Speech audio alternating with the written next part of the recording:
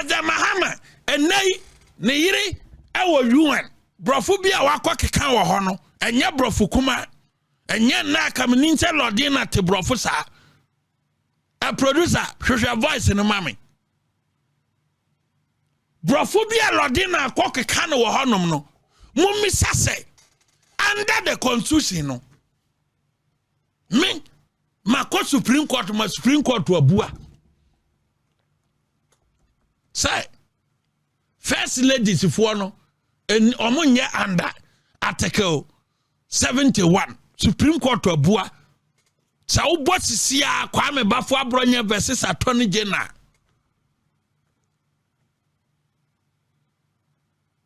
ebe yaba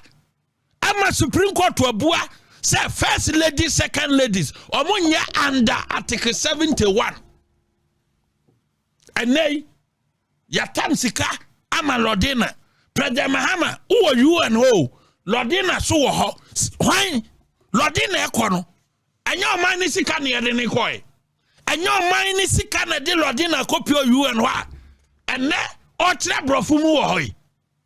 producer me de brofu na ma o esa reba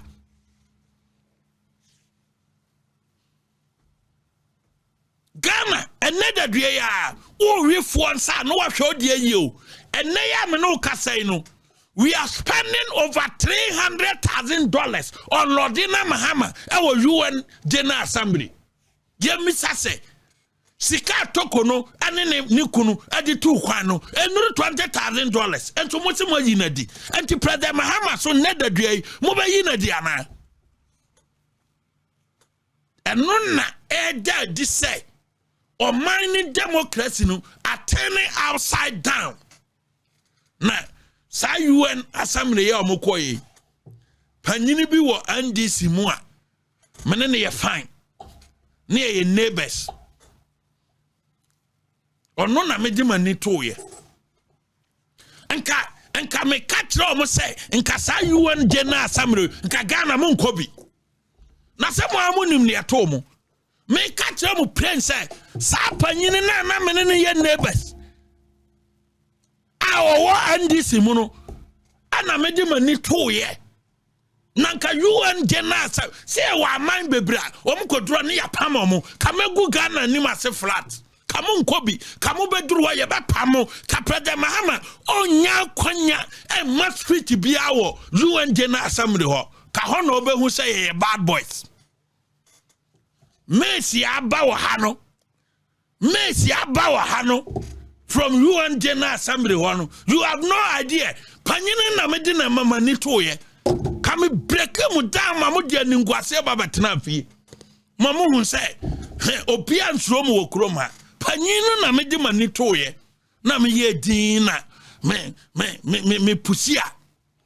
Anka na bia kokana na majai. Kamwara mo ba ti say mo kayan kan tremo muduru wa yesi unya kwane ma speech bia wo ruwan jena sam nan ka mo de ningwase abetena fie bas panyini na me di mani toye na me yedi kan ningwase afi ka ba to o man Ghana no e wo ruwan jena sam me se ka President Mahama be kwa akoso ho aso kaye manen kasa ma ye bibia wie abene soko ba panyini na medi mani toye kam ho na mo behu say o mo wi ana o ma ka kire mo say eye Kwame Bafo Abronye ene koso mo sa usu ba so timnyem foko koya pamo sa panyini na medi mani toye kama dwirimu agu e wo UN Assembly ma mo behu say na sa no mo ne binu diria officer me no ubetima tete me a me so matete opa matete opa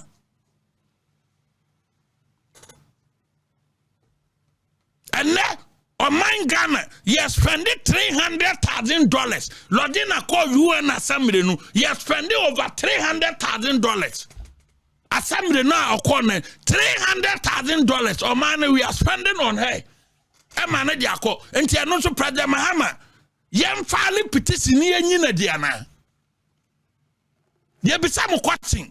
because in the case of Kwame Bafwa-Bronye versus Attorney General, no, Supreme Court can pay on the sponsor salary no issue no. Supreme Court can pay say President in the year to Obama say be diade. We yiri nka ho bi. Enei we yiri wo UN Assembly. Ka brofo akese Ghana na atuaka wo kwa no won ne ne koy na o ka brofo akese Ghana na atuaka won so yanyi wadi ana se toko no ade ne kuna to kwan per the policy dia wo dia wo ba ka kire se eye policy say first lady to kwan o man fa ho ka but the judiciary am arm of government on the new right so de ne kunu be to kwan na sa issue no nko a mo gina so no eda di pefe se President Mahama no pe toko no nti eye ne ya se toko no de ne kunu atu kwan no amfa no President Mahama anko eye ne ya because u pe toko no eye do de ne kunu tu kwan na be ye so grand for her removal. President Mahama se u pe toko no dia toko no open no enu nti ade ne kuna tu kwan ye oya because enye oya dia ye so grand for the remover so de ne kuna tu kwan enti ye remove no ba wo de Lordina ko wo de remove a enye yie o man be ne yase ye practicing democracy na mom military rule na yetim o man be ya producer about voice no menti Vision International and your partners. On behalf of the children from around the world, thank you for your unwavering commitment to the vulnerable. I am pleased with this year's theme, a moment of hope. It is very relevant, particularly as our leaders gather for the 80th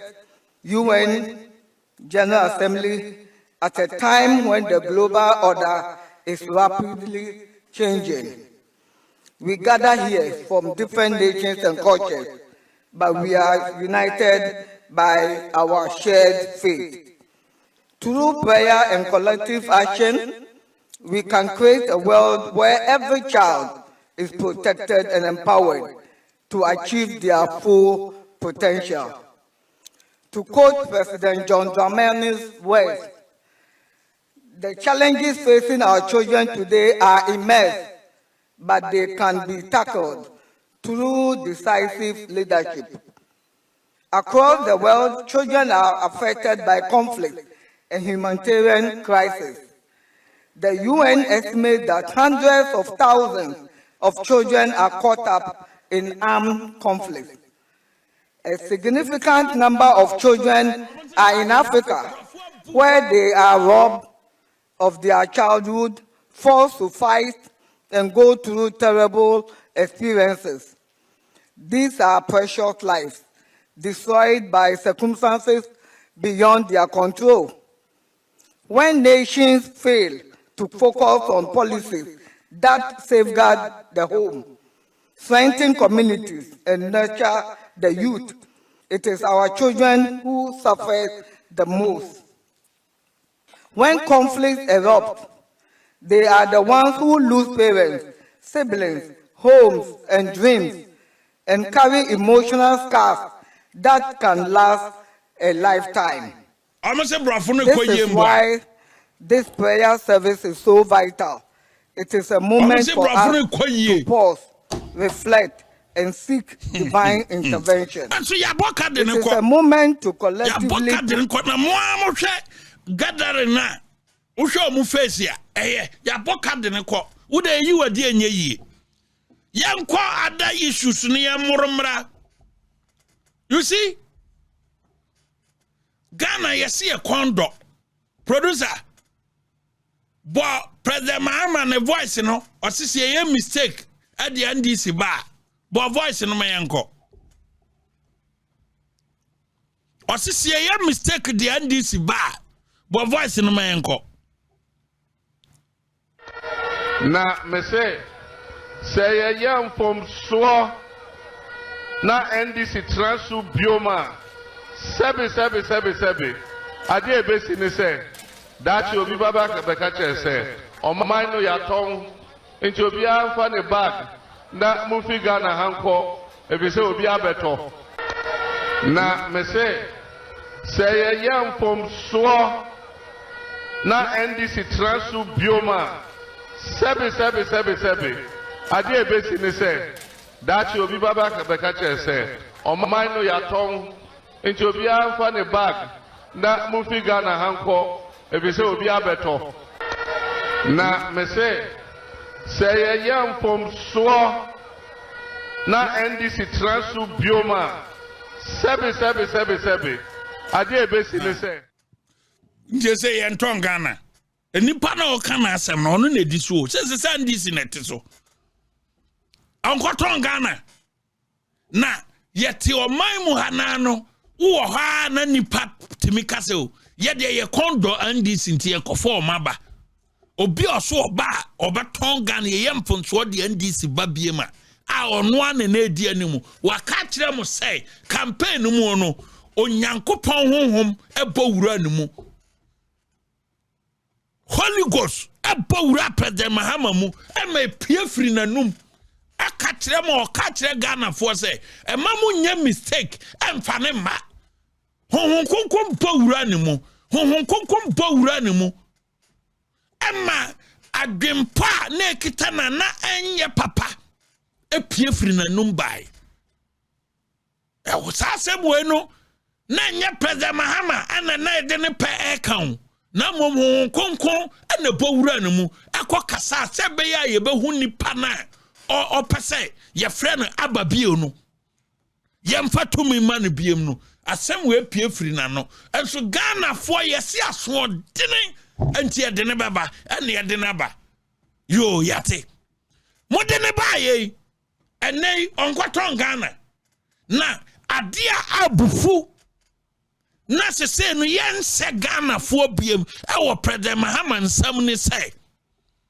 Donald Trump at America oso mpese obehu Ghana fo anim mpese obehu Ghana fo anim enti so ye president of the Republic of Ghana.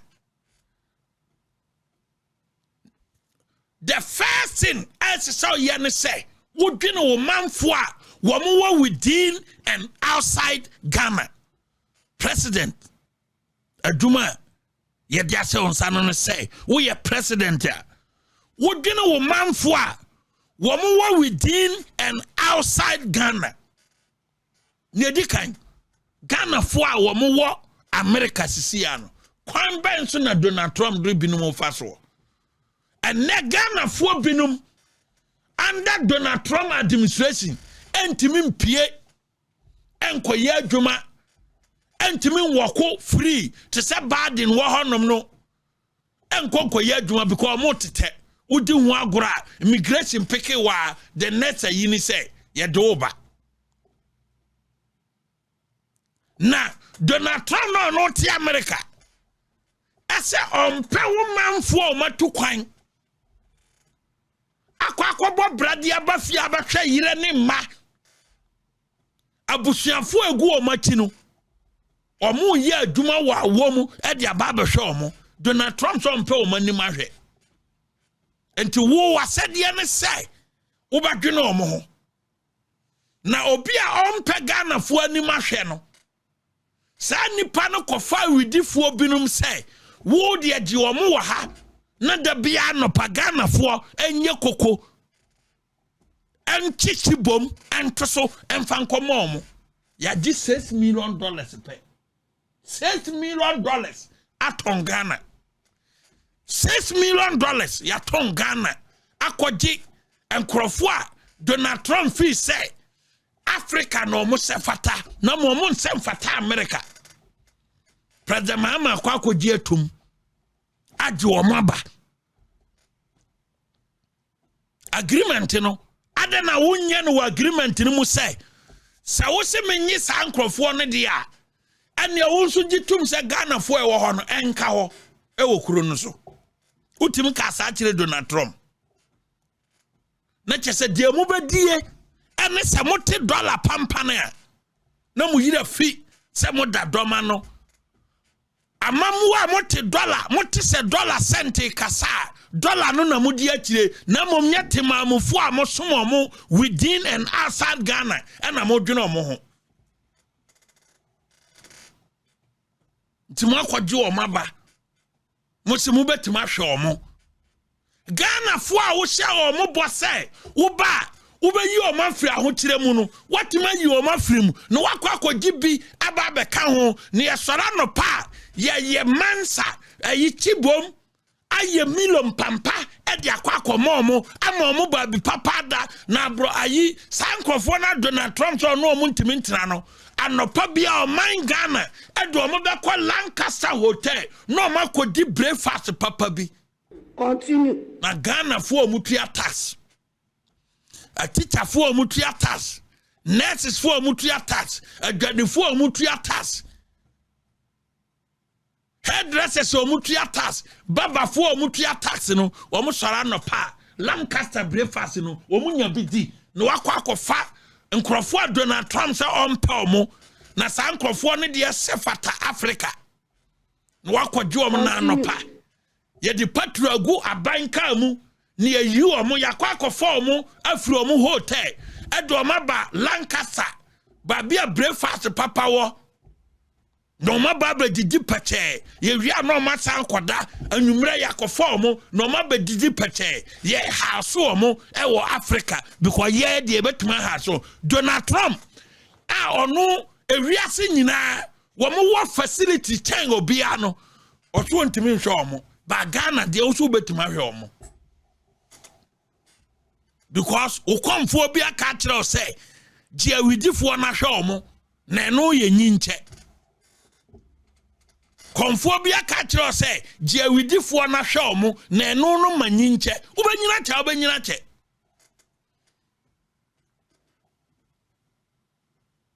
enti wa wasema ukan yese se Ghana fo nim na so mo de NDC ba ye beda sori no na ma ton Ghana no evidence ne na me de ama no enei 2015 ukofa Guantanamo Bay for from Yemen ebae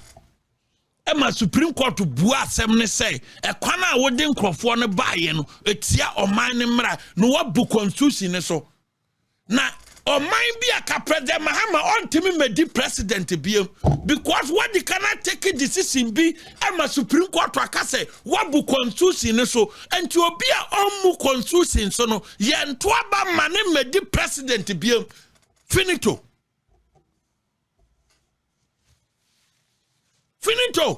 obi a omu constitution we no 1992 kon die omu no ye nto aba mane say o mekita constitution no ora mon fante beba ho eba yuan ye kan wasem na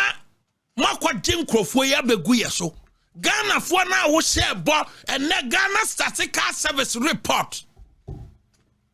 a kire say unemployment rate no ekosoro adentia mo ba ye no 9 months ni enu Ghana fo ma amayu o madi mo makotena fie no over 150,000 and the unemployment rate, you know, and we were approached by the and the Ghana Statistical Service report. And ya bronya neka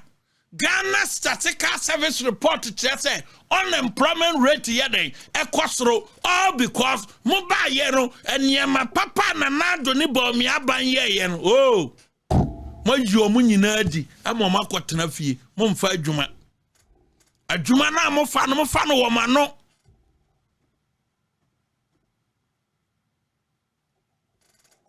tine masa akosan agreement foforo ade nkrofo na basem agi wo Supreme Court judgment no eni ni o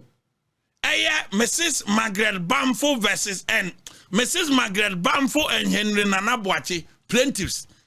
versus the Attorney General and the Ministry of Interior defendants. Conclusion part of the judgment dated 2017. Also, consequently, we hold that upon a true and proper interpretation of Article 75 of the 1992 Constitution of Ghana, the President of the Republic of Ghana in agreeing to the transfer of Mahmoud Omar Mohammed bin Atif and Khalid Mohammed Salif Dubai to the Republic of Ghana required the ratification by an act of parliament or a resolution of parliament supported by the votes of more than 1/2 of all the members of parliament, and by virtue of the failure to obtain such ratification, the agreement is unconstitutional. Wait, Yemen for no kofa mobile 2015. Margaret, Mrs. Margaret Bamfo and Henry Nanabuachi, MPP Nanabuachi, Nanabi, and the court Supreme Court, near Supreme Court to kind. And so President Mahama in 2025, the very thing that Supreme Court to say, unconstitutional, was unconstitutional for Frababi. And the argument they advanced at the Supreme Court in 2015, 2017, today they are advancing the same argument in the Supreme Court 1 year. And argument ya mo de man na no e wo Supreme Court to say mo argument no e lack common sense no and the same argument no e na mo ma e fa nkrofo ya makwaje wo mo afri Donald Trump hoy